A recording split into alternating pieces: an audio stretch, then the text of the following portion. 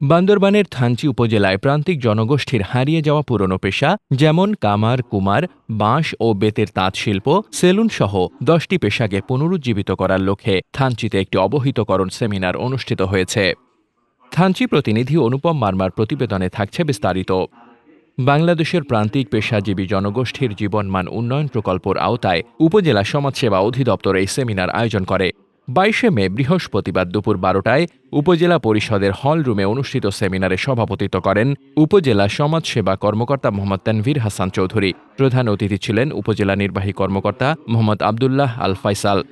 অনুষ্ঠানে বাংলাদেশের প্রান্তিক পেশাজীবী জনগোষ্ঠীর জীবনমান উন্নয়ন প্রকল্প সম্পর্কিত মাল্টিমিডিয়া স্লাইডে মূল প্রবন্ধ উপস্থাপন করেন বান্দরবান জেলা সমাজসেবা অধিদপ্তরের সহকারী পরিচালক মোহাম্মদ হারুনুর রশিদ, সহকারী প্রকল্প পরিচালক মোহাম্মদ তানজিল আহমেদ চৌধুরী, বান্দরবান সদর সমাজসেবা কর্মকর্তা সত্যজিৎ মজুমদার ও লামা সমাজসেবা কর্মকর্তা মোহাম্মদ নোমান হোসেন।